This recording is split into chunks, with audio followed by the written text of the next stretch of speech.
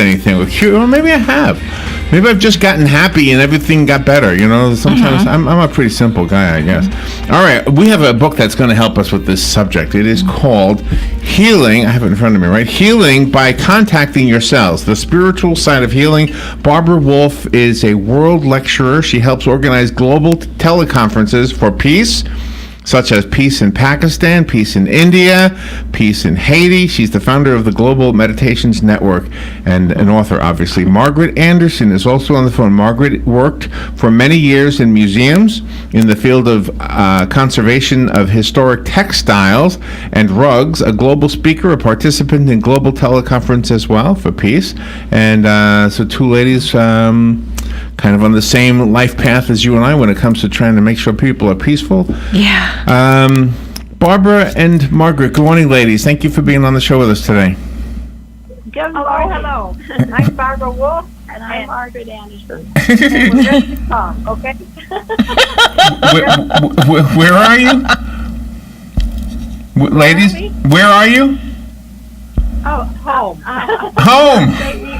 And where's home? Rochester, New York. Oh, Rochester. Okay. Well, thank you for calling in. So it says on YouTube, not YouTube, on Amazon, it says that you went on a spiritual journey to find a cure for cancer. Did you tell me about that? Well, it was 9/11 a lot of years ago. Right. And I went down to see the bombing of the World Trade Center, and Margaret did too. We didn't live close to each other. I met her there, and I took one look, and I said, oh, that face is not what it used to look like. It's just got wrinkles in it and the worries and all that. And I said, Margaret, what's wrong? And I said that I had a bladder infection that started and just wasn't healing. And Barbara was concerned. So I said, okay, why don't we do something about this? So I had her come up to Rochester to speak. No, not then. We decided the only way we could talk with each other was by email. So we started emailing, and because of that, the book started. And this book is easy to read, and it's in an email style, and it is really a true account of the spiritual journey that we took. Now, we didn't have any maps for our journey to show which roads to travel or even what terrain to look at. We only had our intuition. With that, we forged ahead, and without looking back, we took many, many roads, and in the end, there was success. So this book is like a whole group of emails. She was about 200 miles from me, and I think our emails were going back and forth, like, wouldn't say, 3 times a day. Would you say, Margaret? Yeah. Oh, wow. So Margaret, I have a question for you. In the book, you are writing to Barbara, and you tell her that you went to the What the Bleep Do We Know movie. I've always been fascinated by that movie. How did that change things for you? Well, it was really interesting.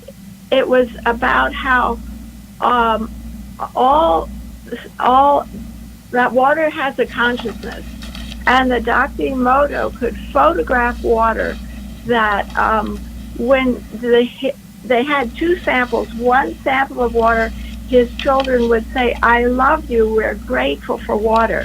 And then the other sample said, I hate you, I hate you. And then over time, they did microscopic examination of the water that was given love, and then microscopic examination of the water that was given hate and anger. And the one that was given anger was deformed and shrunk and dark and shriveled up. And the one that was given love was made into a radiant hexagon star.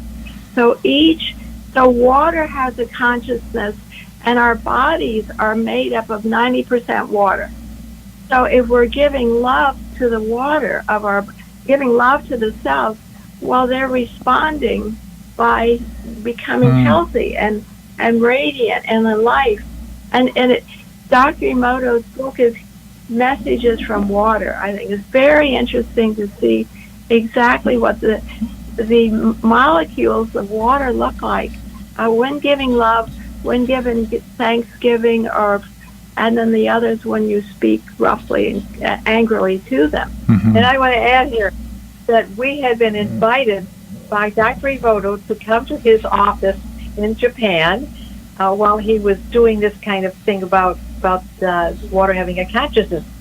So we were right there, and we said, "Well, we really agree." And he said, "Well, now I haven't really made sure."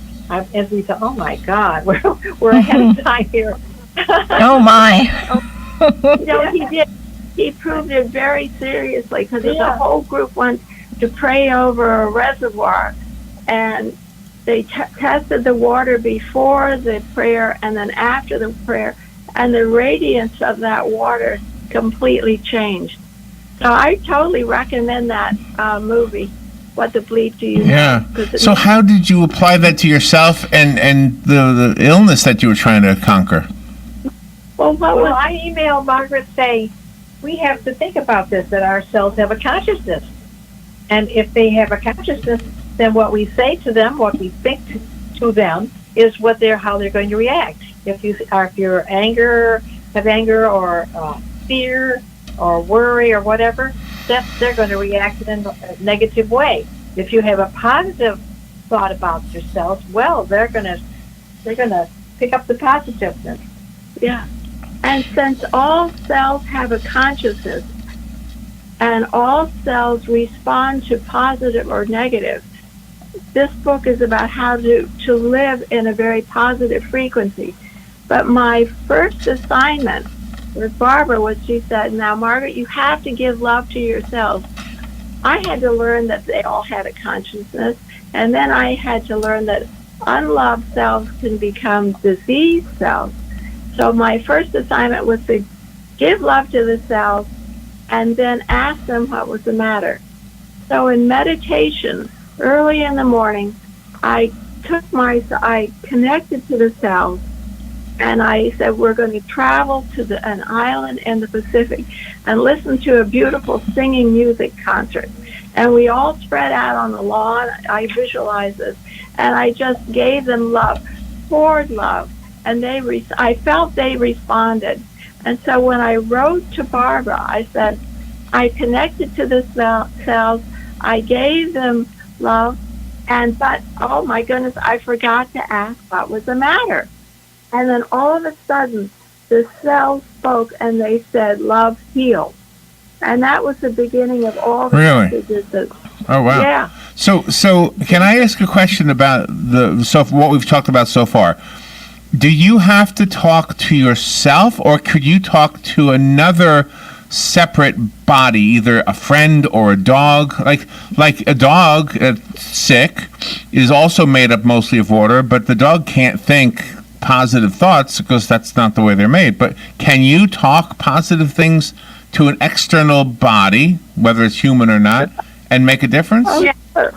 Yes, because all cells, no matter where or what they are, they all have a consciousness. You can even talk to the trees. I'm talking to this great big tree right now. I'm looking out the window. Really? When I'm talking. Yeah. When you know. Oh, sorry. Does this mean, and just, I don't know, I'm not trying to make any presumptions here, but does this mean by listening to the news, where you hear bad stuff all the time, that we're actually hurting ourselves just by paying attention to that? Absolutely. Yeah. I was told to I was totally involved. This is 9/11. So the country is as upset then as it is now. And so I had to I could observe the news, but if I were praying for the news, I was entering the negative part of the news. So I had to almost become detached. I was giving positive energy, but staying detached, and that the negative thoughts and negative emotions upset the cells. They said that fear, anger, and conflict erodes the body. So it was important to avoid stress, anger, and judgment. And they said that it was important to have food, light, oxygen, warmth, refreshment, good humor, and enthusiasm. And so they said they respond to love, and that is all there is, the love frequency. Now we want to tell you something that we did last night. It was just amazing. Oh, yeah, And not only Margaret's picture was in the paper. Oh, wonderful. This is I great. was on the TV. This is local TV. Uh-huh. No, go ahead. No, you say about it. No, you go ahead. It's all Okay. right. This was a hug relay that one of the churches, the First Methodist Church, decided to do to break the Guinness World Record for 1,300 people to come together to give each other love, to show that the country is, we are not divided, but we are united. We're coming together in love. And this is a terrible time of stress right now for the country. So this is the opposite of what we were doing, giving love here. Yeah. So we were giving. So the whole group of people. There was a huge thunderstorm, and then all of a sudden the skies cleared, and about 600 gathered, and we stood in a long line, and then we each one embraced the other, and the energy level of the whole group was I would say sublime, and they really wanted to give light and give love to each other and to the whole United States and the world. I mean, if you set this positive energy, you can send it out. And if you send out, as you were saying, could you send healing to the dog? Dogs read your mind, so they know if you're loving to the dog will respond. Or the flowers to these beautiful gardeners. The gardeners are giving love to the plants that they water and weed and love.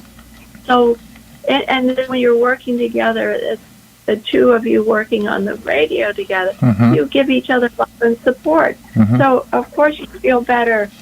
And your body feels better, your spirit, your mind. What about like circumstances? Can the same theory apply to circumstances? Let's say you're going to Disney World and I don't know, you're just kind of bummed out because you know it's going to be a long, hot day.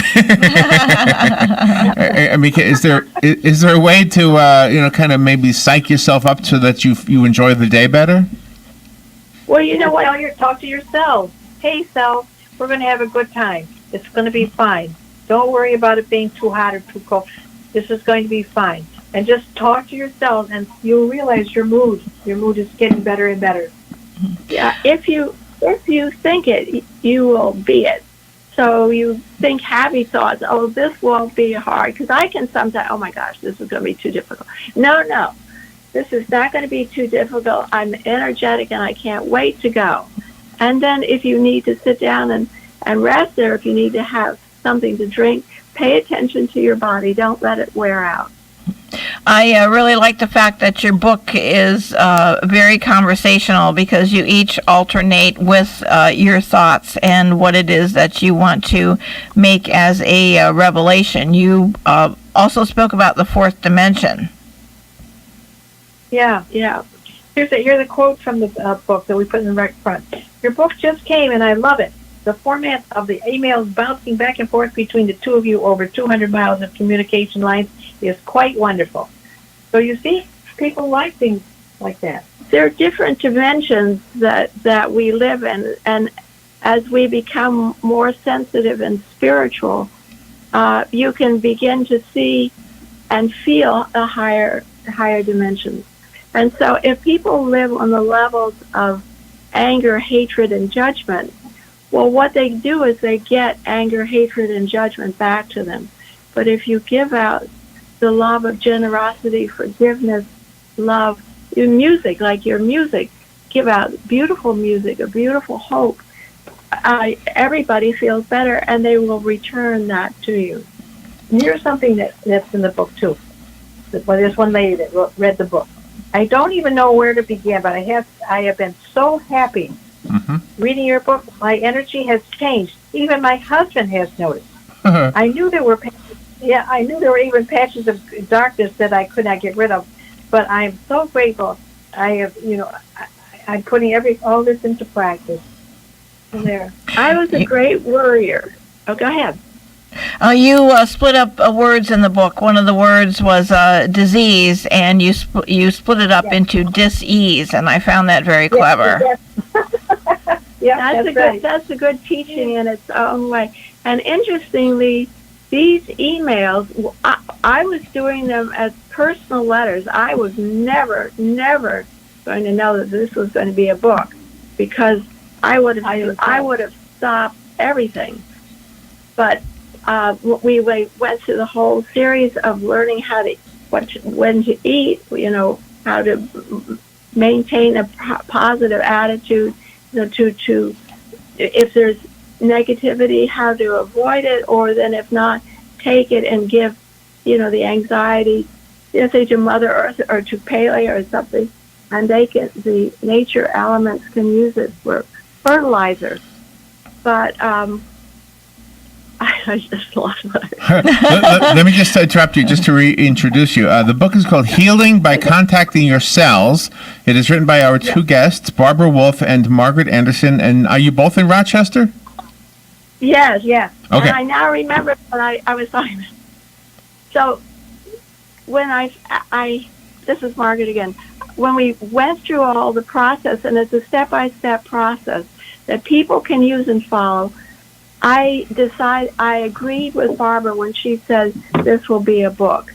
I had lost 2 friends to cancer. And so I decided, yes, this book, we can let this out so people can use it. I think of it as the book of life. It's the book of how to live joyfully and with grace, and that will affect the whole country. Affect yourself, affect your family, affect your community, and then the world, and Mother Earth, the whole planet. Are you ladies both like naturally spiritual? And the second part to that question is, does a person need to be, in order to use some of the techniques you write about, or like would somebody, it sounds like you're spiritual anyway, but it sounds so you have a head start on somebody else who's maybe more of the earth, or so to speak. How hard is it for somebody to learn this? Easy. Real easy. Here's the lady here. It's in the book. I followed suggestions in this book when I suddenly poured on my breast boiling hot turkey juice. I immediately told myself, this is not going to be a problem. When I said that, I no longer felt any pain. I phoned my doctor to get salve for the pain, and I was told to come right away to the office. When I got there, the doctor, 2 nurses, and a physician assistant came in to look at my burn, which she said was 1st and 2nd degree. They could not believe I was not in pain. They gave me salve and told me not to wear a bra for 2 days. Instead, I put on a bra the next day and went back to work. A week later, I turned to the doctor's office, and they were astonished to see how fast the burn had healed. They told me I would definitely have a scar. I have only a little tiny scar. Hooray for Margaret Anderson, Barbara. Wow. Their book really helped me. Yeah. Wow. Oh, when you see people like in your everyday life, like you're going to the grocery store or something, and then you hear people getting angry at just stuff, at something that's very, very minute, do you ever approach them to try to change their attitude, or how do you deal with that? We smile. There's someone who walks around somebody grumpy sometimes, and I just make a point to smile at her, because I think to myself, I know you have a lot on your, you have a lot to do, and I always smile, and then she starts smiling back. When you give people smiles from the heart, you can't fake a smile, but you have to give the love. You have to love that person because you understand right. the situation. So could a married couple use this to improve their marriage? Yeah. In fact, if both of us read the book, it would be better. So what would they do? Give us some suggestions on how to use it. Is it just a matter of talking to yourself? Well, you have to assume that your whole body is alive with cells. And if you give anger to somebody or speak harshly, the cells contract. Your cells. The cell that the person who you're speaking to. Both. Yeah, both people. Your cells that you speak angry words to, they contract. And the person that you're projecting anger, they contract. And so if they both knew the enormous damage, my sister and I were in a nursery with all these beautiful flowers, and my sister could sense that the harsh words had been spoken by two people before we came in, because Oh, really? the flowers had wilted. She was so sensitive, and she said, so harsh words affect the environment, affect nature, and that's why dwelling on the negativity in the news, they have to bring in, positive, because it's very, this time is, you just have to only listen so much, and then, have a quiet time where you can go to peace or meditation or music. So music helps? Music certainly does for me. Here's what we did last night.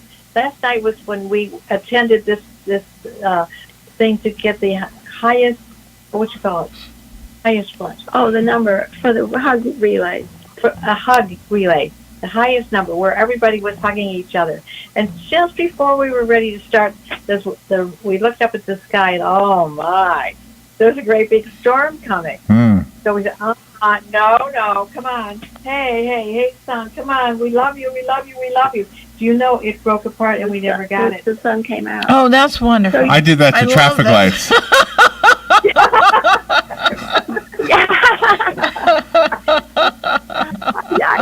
I think that's great. I love all this positive attitude that you have, because if people would just realize that what they're feeling is only temporary, it can't be something permanent, they might have a better outlook on life and feel better about themselves. Yeah, you're right. And the cell said, we have to live in the body. I wanted to daydream. I wanted to go someplace. And they said, Margaret, you live here now in your body. We have to stay with you and help you, and we are your building blocks. They had to listen to everything I said. If I was worried, I was the queen of worry. They said, Margaret, look in the dictionary where that worry word comes from, and it's Old English, and it means to strangle. So oh wow! Gosh, I believe it. Yeah, so if you're strangling your life force if you go into too much worry, and people can slip into worry, and they can just dwell on it and go back and back. So this book teaches you how to lift up and then change your attitude. Hey, love you guys. Let me make sure I want to give the book away to a listener. So if I have a listener who would like the book, it's called Healing by Contacting Your Cells. It is written by our guests, Barbara Wolf and Margaret Anderson. It is easy to read, real quick read. And if you like the one that was sent to us, call me right now, 622-9622. I also found that on Amazon, you're getting 5-star ratings across the board. Well, good for you for that. Do you have a website that you've set up? Barbara does. It's Global Meditation. Globalmeditations.com. Okay. HTTP www.globalmeditations.com. Okay, Global Meditation. Okay, globalmeditations.com. Barbara and Margaret, you are a delight to talk to. Thank you both for being on the show with us today. Well, we love it. We had a good time. Oh, Thank you awesome. So much. It was great. You're welcome. We'll be right back.